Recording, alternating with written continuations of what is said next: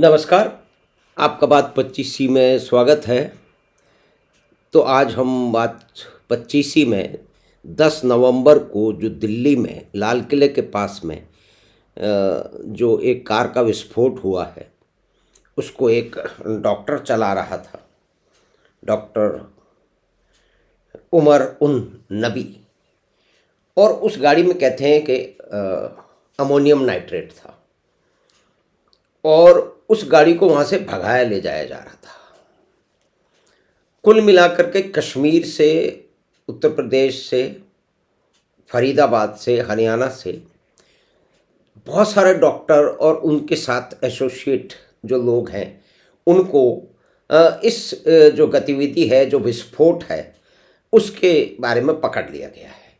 लेकिन इसमें एक विशेष चरित्र भी जो है, उसको भी समझना ज़रूरी है कि किस तरह से जिन लोगों को पहले कश्मीर में हरी सिंह मेडिकल कॉलेज में जो प्रोफेसर था, कोई सीनियर प्रोफेसर था, मेडिकल एसोसिएशन का मतलब मुख्य था, उसको आतंकवादियों के साथ में रहने के लिए और छात्रों में आतंकवादी जो है वो विचारधारा फैलाने के उसमें उसको वहाँ से नौकरी से निकाल दिया गया था। तो उसको इस महान अल फलाह यूनिवर्सिटी, जो कि दिल्ली से सिर्फ 45 किलोमीटर दूर है, जहाँ के मेडिकल कॉलेज में 40% लोग कश्मीर से आते हैं, उसने वहाँ उसको एम्प्लॉय कर लिया। यानी कि जिसने ये एक क्राइटेरिया जहाँ जिस कारण उस आदमी को वहाँ से हरी सिंह मेडिकल कॉलेज से कश्मीर से निकाल दिया गया जांच के बाद में, उसको अल फलाह यूनिवर्सिटी ने उसने उसको वहाँ पे वो जो है वो नियुक्त कर लिया। अब ये है कौन? अब ये है डॉक्टर निसार उल हसन। 15 साल तक ये महाराज एक फेक सस्पेंडेड इन 2014 में कोई फेक मेडिसिन स्कैम हुआ था, उसके अंदर इसको जो है सस्पेंड किया गया था। फिर उसके बाद के अंदर डिसमिस्ड ऑन 21 नवंबर 1923 को टेररिस्ट कनेक्शन के कारण उसको वहाँ से 1923 में 2023 में उसको डिसमिस कर दिया गया सरकारी नौकरी से। लेकिन उसको अल फलाह यूनिवर्सिटी जो है उसने उसको एम्प्लॉय कर लिया। अब ये महाराज मिल नहीं रहे हैं, कहीं भाग गए हैं। तो एक पूरा का पूरा तंत्र है जो कि कश्मीर से आरंभ होके कश्मीर की परिस्थितियों को, वहाँ के जो एक जो कट्टर इस्लामिक विचारधारा और अलगाववाद की विचारधारा है, उसको आगे ले जाता है।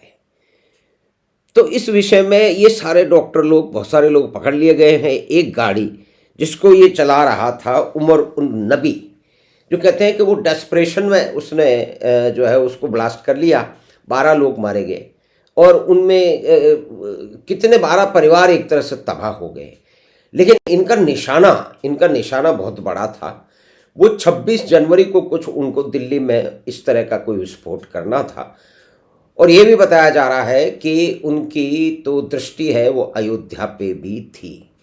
यानी कि कश्मीर से जो कुछ एक अलगाववाद की और कट्टरवाद की जो धारा बहुत लंबे समय से चल रही है, देश के बाकी कई हिस्सों में भी चल रही है, उसको एक परिणति यहाँ मिलने वाली है।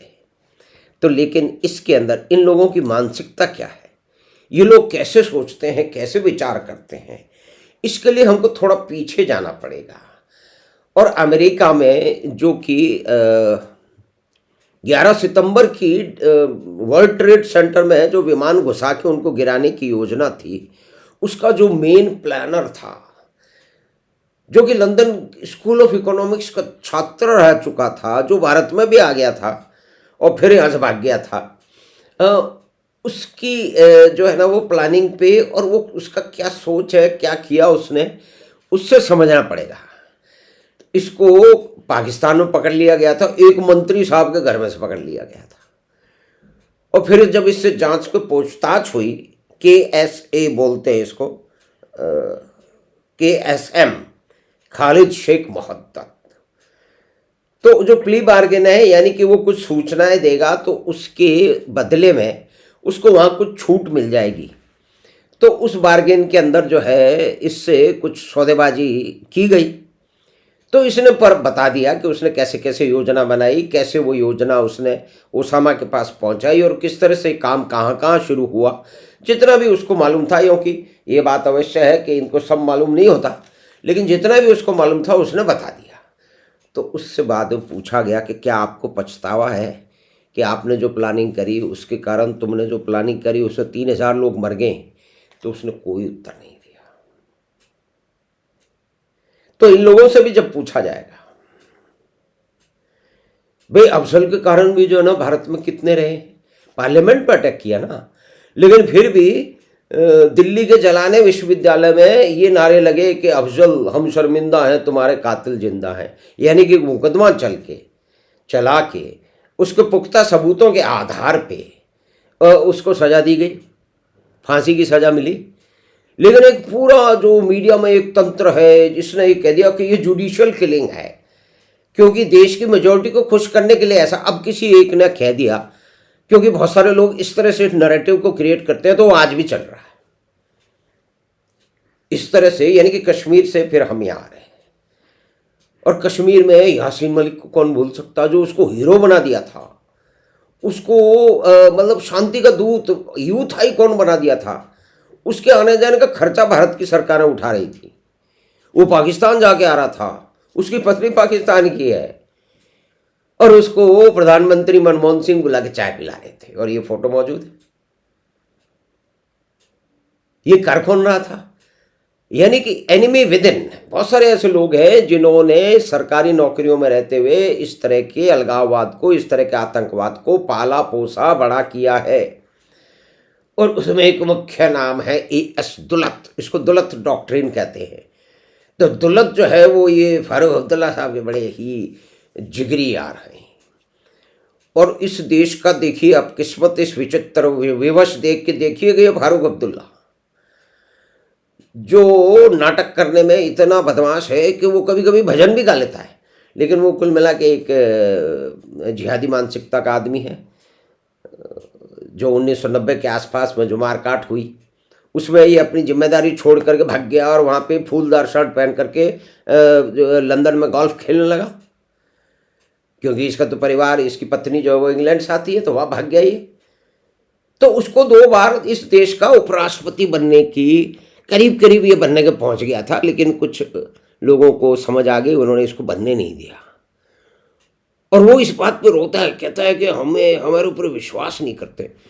और ये विश्वास क्यों करें? इन्होंने एक पूरे प्रांत को जला दिया। उसमें ऐसा नहीं है कि परिवार ने ही जलाया, और भी बहुत सारे लोग इसमें जिम्मेदार हैं। तो आप देखिए कि डॉक्टर निसार, जिसको 2 बार डिसमिस कर दिया गया किसी मेडिकल स्कैम के कारण, उसके बाद में आतंकवादियों से कनेक्शन के कारण, उसको फरीदाबाद की अल भला यूनिवर्सिटी ने उसको दोबारा से यहाँ पे नौकरी दे दी। तो ये कितनी विचित्र बात है, लेकिन उनको तो यही करना है ना। यानी कि इस यूनिवर्सिटी का नाम दिल्ली से सिर्फ 45 किलोमीटर दूर, ये इस जो दिल्ली में जो धमाका हुआ जिसके अंदर 12 लोग बेचारे निर्दोष लोग मारे गए, और यहाँ पे एक नैरेटिव बनाया जा रहा है तथाकथित जो प्रगतिशीलों द्वारा। वो ये कह रहे हैं कि ये चुनाव के कारण विस्फोट कर दिया गया है। अरे भाई, कुछ लोग देश में लगातार इस तरह की गड़बड़ियां करने के, धमाके करने के, उत्पात मचाने के प्लान में कंटिन्यूस हैं। ये जो अमोनियम नाइट्रेट 3000 किलो, और उसके बाद में डेटोनेटर, और कुछ बंदूकें, कुछ इवन AK-47। इसमें एक लेडी डॉक्टर भी पकड़ी गई, डॉक्टर शाहीन। तो आप ये देखिए कि कितना बड़ा एक मानसिक बीमारी है ये पढ़े लिखे लोगों का। तो जो हम कह रहे थे अभी, जो आपसे निवेदन किया कि जो है वो खालिद शेख मोहम्मद, उसने बता दिया अपनी कुछ सुविधाओं के लिए, लेकिन वो उसने कभी नहीं कहा कि मुझे पछतावा है। तो ये भी लोग कभी नहीं कहेंगे कि ना पछतावा है। और हमारे देश में उल्टा नैरेटिव चलाने वाले मौजूद हैं, क्योंकि इस देश की राजनीति इतने घटिया लेवल पर है कि यहाँ हर चीज़ में कुछ न कुछ झूठ बोला जाता है। जो पुलवामा में जो विस्फोट हुआ उसमें सैनिक मारे गए, तो उसके बारे में एक नेताजी ने आगे झूठ बोल दिया और खुद उन्होंने माना कि मैंने झूठ बोला है, लेकिन इस देश के तथाकथित विद्वान आज भी उसके झूठ को यहाँ पे जो है वो उसको रोपित दोबारा निरूपित करते रहते हैं, उसको दोहराते रहते हैं। तो यहाँ भी ये बड़े आसानी से कह दिया गया कि ये तो बिहार के चुनाव के कारण ये किया गया है, लेकिन पीछे जो तंतु निकल के आ रहे हैं, पीछे जो लिंकेजेस निकल के आ रहे हैं, लेकिन ये हुआ कैसे? ये हुआ यूँ कि इसकी इस कांड के खुलने की शुरुआत, इस षड्यंत्र के उगड़ने की शुरुआत आरंभ हुई श्रीनगर में। श्रीनगर के एसएसपी हैं जीवी सुदीप चक्रवर्ती, जो कि साउथ से आते हैं। उन्होंने, उनके पास एक खबर पहुंची कि जो है वो कुछ पोस्टर लगाए गए हैं, तो उन पोस्टरों को जो है उस जांच की गई और उन्होंने बताया कि कौन जो है वो इस तरह के पोस्टर लगा रहा है, उसकी जांच की जाए।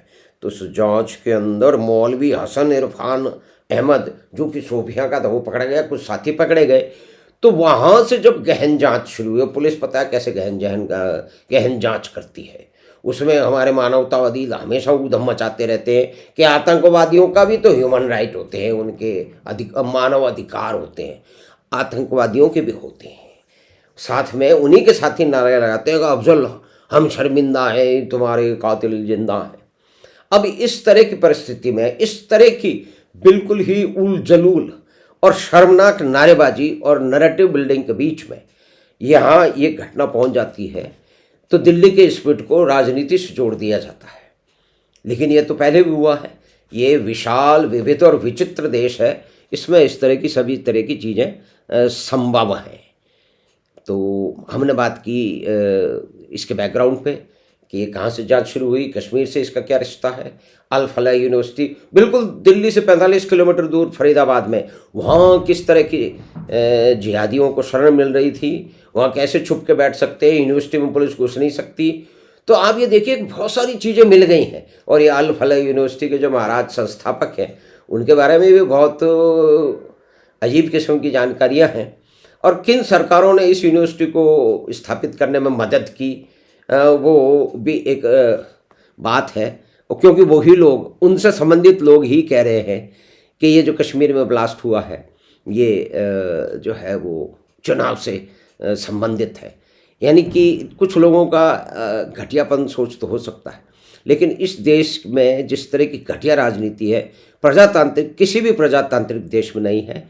मतलब बाई पार्टीजनशिप, कोई भी ऐसा विषय नहीं है जिसमें रूलिंग पार्टी और विपक्ष की एक धारणा हो, एक राय हो, क्योंकि उनको तो सिर्फ पॉलिटिक्स, एक सत्ता की पॉलिटिक्स चलनी है। और इस देश में 300 पॉलिटिकल पार्टी है। इस देश में हर साल चुनाव होता है, तो किसी भी आतंकवादी घटना को चुनाव के साथ जोड़ा जा सकता है। कितना आसान है, बहुत सारे लोगों के लिए बहुत आसान है। तो हमें आशा है कि बातचीत आपको पसंद आई होगी। तो आप चैनल बात 25 को सब्सक्राइब करें, लिंक अपने मित्रों और परिवार के साथ साझा करें। हम आपसे फिर मिलेंगे बात 25 की अगली बात में। धन्यवाद, नमस्कार।